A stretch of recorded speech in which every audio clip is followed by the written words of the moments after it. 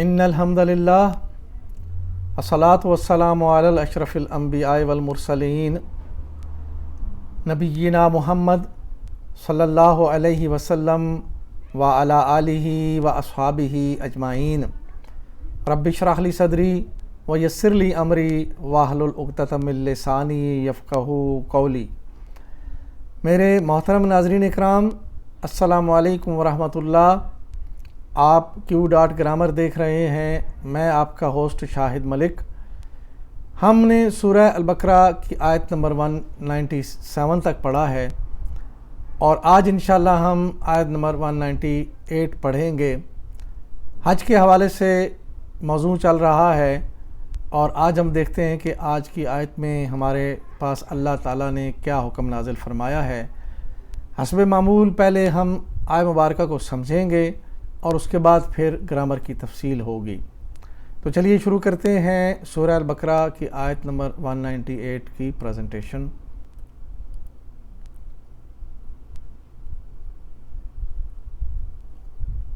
اعوذ باللہ من الشیطان الرجیم، بسم اللہ الرحمن الرحیم۔ لیس علیکم جناح ان تبتغوا فضلا من ربکم فَإِذَا أَفَضْتُم مِّنْ عَرَفَاتٍ فاذكروا اللَّهَ عِندَ الْمَعْشَرِ الْحَرَامِ واذكروه كما هداكم وإن كنتم من قبله لمن الضالين۔ اور اگر حج کے دوران رب کا فضل بھی تلاش کرتے جاؤ تو اس میں کوئی مضائقہ نہیں۔ پھر جب عرفات سے چلو تو اللہ کو یاد کرو معشر حرام یعنی مزدلفہ کے پاس ٹھہر کر، اور اللہ کو اس طرح یاد کرو جس کی ہدایت اس نے تمہیں دی ہے، ورنہ اس سے پہلے تم لوگ بھٹکے ہوئے تھے۔ محترم ناظرین، آپ نے آیت مبارکہ کا ترجمہ سنا۔ اللہ تعالیٰ فرما رہے ہیں کہ اس حج کے سفر میں اگر تم اللہ کا فضل بھی تلاش کرو تو اس میں کوئی مضائقہ نہیں، یعنی اگر اس میں کوئی آپ کاروباری لین دین کرتے ہوئے آتے ہیں اور راستے میں بھی جاتے وقت بھی اگر اس سہولت سے فائدہ اٹھا سکتے ہیں تو اٹھائیے، کوئی مسئلہ نہیں ہے، کیونکہ اللہ تعالیٰ کو مطلوب تو آپ کی فرما برداری ہے۔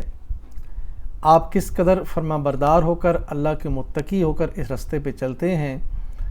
اور چونکہ یہ راستہ ایک لمبا راستہ ہے، آج کل تو خیر بہت شارٹ ہے ٹیکنالوجی کی وجہ سے، تو پہلے تو پیدل سفر ہوتے تھے تو دور سے لوگ آتے، کافی ٹائم لگ جاتا، تو اس میں پھر وہ ان کے پاس زیادہ راہ کی صورت میں اپنے راستے میں اگر وہ خرید و فروخت کرتے آتے تو یہ بھی اللہ نے ان کو اجازت دی تاکہ انہیں کسی قسم کی کوئی پریشانی نہ ہو۔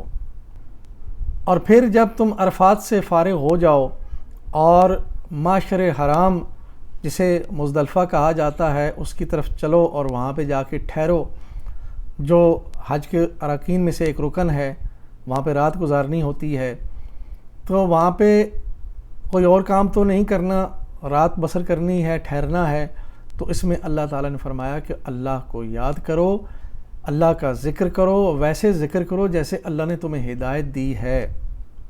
مشرکین کا یہ معمول تھا کہ جب وہ حج پہ یہاں پہ آ کر پہنچتے تو پھر اپنے آباء و اجداد کے قصے سناتے اور شعر و شاعری کرتے۔ اللہ پاک نے اس سے منع کیا ہے اور اللہ نے فرمایا کہ یہاں پہ اللہ کا ذکر کرو، اللہ کو یاد کرو جیسے اللہ نے تمہیں سکھایا ہے، جیسے اللہ نے تمہیں بتایا ہے۔ اور وہ کیسے بتایا ہے؟ دو ہی سورس ہیں ہمارے پاس، ایک اللہ کی کتاب اور ایک اللہ کے نبی کی سنت۔ تو اللہ تعالیٰ کی جتنی بھی عبادات ہیں، اللہ تعالیٰ نے اپنا جو دین ہمیں دیا ہے اس میں جس طرح زندگی گزارنی ہے وہ ساری کی ساری عبادت ہے، اور اس عبادت کو ذکر الہی بھی کہا جاتا ہے۔ ہر عبادت جو ہے وہ اللہ کا ذکر ہے، تو اللہ کا ذکر اس انداز میں کیا جائے جس انداز میں اللہ نے ہمیں ہدایت دی ہے۔ جیسا ذکر کرنا، جیسی عبادت کرنا، جیسا زندگی گزارنا اللہ نے بتایا ہے یا اللہ کے نبی نے بتایا ہے، ویسا ہی کرنا چاہیے، اور یہی عین عبادت ہے۔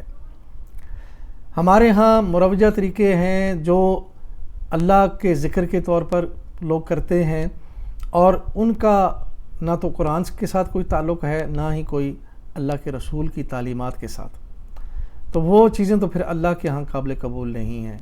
اللہ نے فرمایا کہ اللہ کا ذکر ویسے کرو جیسے اللہ نے تمہیں سکھایا ہے، جیسے اللہ نے تمہیں بتایا ہے، اور اس کا مقصد یہ بتایا کہ اس سے پہلے تو تم گمراہی میں مبتلا تھے، یعنی تمہارے پاس علم نہیں تھا، تم اپنے طور پر جو ہے وہ اپنے آباء اجداد کے قصے کہانیاں سناتے تھے۔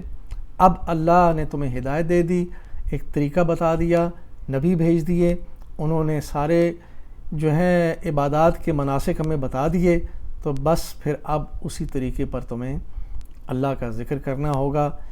اور آج ہماری بدنصیبی یہ ہے کہ ہم قرآن و سنت کے ہونے کے باوجود بھی اسی طرح گمراہی میں پڑے ہیں جو قرآن کے نزول سے پہلے لوگ گمراہ ہوئے تھے، یعنی انہیں تو کچھ پتہ نہیں تھا۔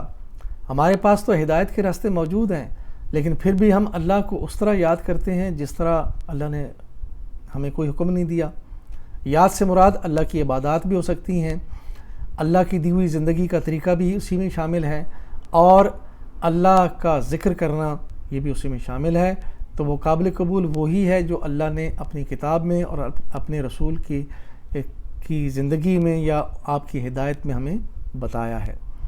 اللہ سے دعا ہے کہ اللہ تعالی ہمیں ان ساری باتوں پر عمل کرنے والا بنائے۔ اب ہم اس آیہ مبارکہ کی گرامر کی تفصیل پڑھتے ہیں۔ لیس علیکم جناح ان تبتغوا فضلا من ربکم، اگر حج کے دوران رب کا فضل بھی تلاش کرتے جاؤ تو اس میں کوئی مذائقہ نہیں۔ لیس علیکم جناح، تمہارے اوپر کچھ گناہ نہیں۔ لیسا یہ نافیہ ہے اور کانا جیسا ہے۔ کانا کا جیسا کیوں؟ جیسے کانا کا اسم ہوتا ہے اور اس کی خبر ہوتی ہے، اسی طرح لیسا کا بھی اسم ہے اور اس کی خبر ہے۔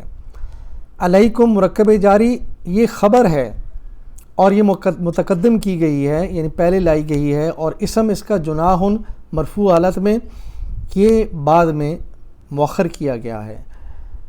لیسا علیکم جناح، تمہارے اوپر کچھ گناہ نہیں ہے۔ ان تبتغوا فضلا من ربکم، کہ تم اپنے رب کا فضل تلاش کرو حج کے سفر میں۔ ان ناسبۃ المضارع ہے، تبتغوا مضارع منصوب ہے، فضلا مفعول بہ ہے، من ربکم، من رب مرکب جاری اور ربکم مرکب اضافی ہے۔ حروف ناسبۃ المضارع ان، لن، کئی، لی، اذن، حتی، یہ اس کی لسٹ ہے، اور یہ کیا کرتے ہیں کہ یہ حروف اس کے بعد آنے والے جو مضارع ہیں، مضارع کے جو صیغے ہیں وہ حالت نصب میں چلے جاتے ہیں۔ ان آبدا، یہ آبدا آبدو تھا، تو آبدو کو ان کی وجہ سے زبر ملی اور آبدا بنا۔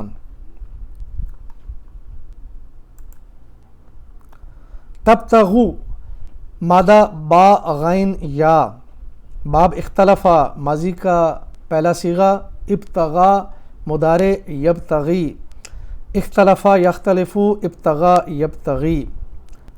تبتغون کدھر ہے؟ تختلفون کے وزن پہ، مضارع جمع حاضر مذکر، وہ چاہتے ہیں۔ ان تبتغو، ان نے تبتغون کا نون گرا کے تبتغو کر دیا، کیونکہ ان ناسبۃ المضارع ہے تو اس کا مطلب بھی بدلا۔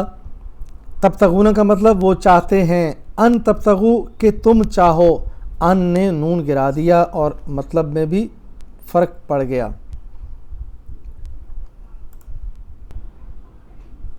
فَإِذَا أَفَضْتُم مِّنْ عَرَفَاتٍ فَاذْكُرُوا اللَّهَ عِندَ الْمَعْشَرِ الْحَرَامِ، پھر جب عرفات سے چلو تو اللہ کو یاد کرو معشر حرام، مزدلفہ کے پاس ٹھہر کر۔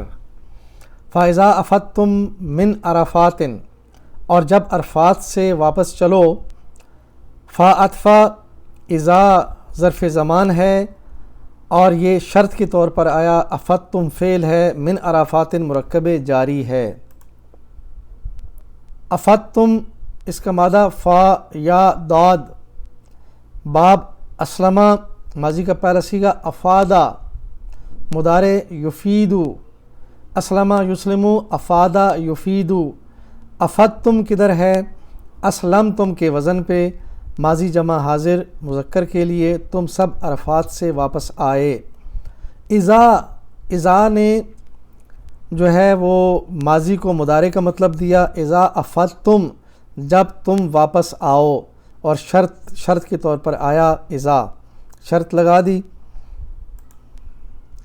فاذکروا اللہ تو مزدلفہ میں اللہ کو یاد کرو، عطفہ اذکروا فعل امر ہے، اللہ مفعول بہ ہے۔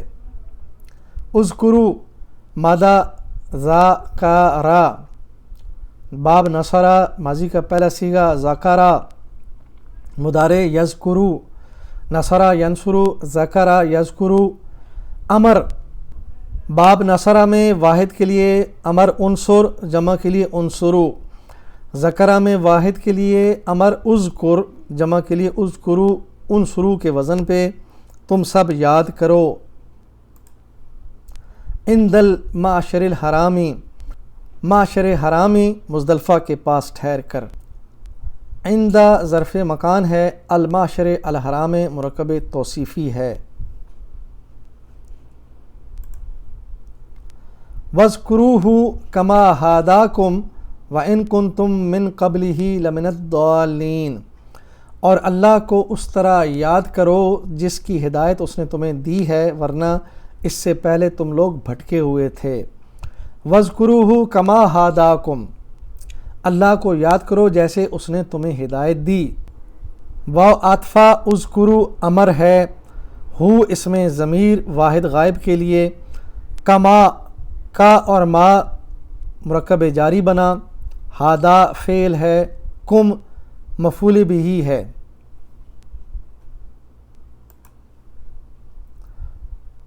اذکرو ابھی ہم نے پہلے پڑھا اور دوبارہ اسی آیت میں اذکرو یہ آپ نے دیکھ لیا پہلے۔ وَإِن كُنتُم مِّن قَبْلِهِ، ورنہ اس سے پہلے تم لوگ گمراہ تھے۔ واو عطفہ ان شرطیہ، کنتم فعل ہے، من قبلی مرکب جاری اور قبلی ہی مرکب اضافی۔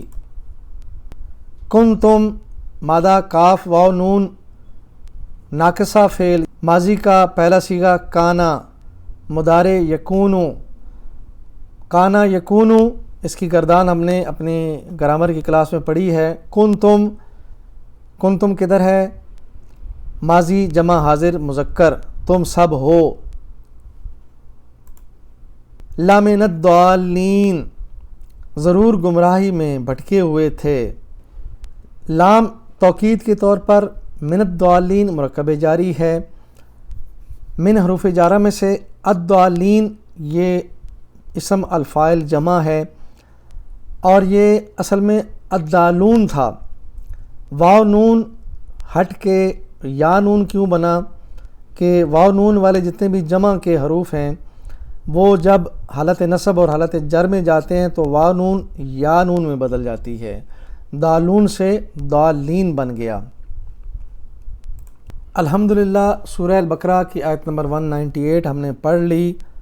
اللہ سے دعا ہے کہ اللہ تعالی ہمیں قرآن و حدیث سے ہدایت لینے کی توفیق عطا فرمائے، اور آخر میں ہم اپنے آپ کو اس دین کی خدمت کے لیے پیش کرتے ہیں۔ میری زندگی کا مقصد تیرے دین کی سرفرازی، میں اسی لیے مسلمان، میں اسی لیے نمازی۔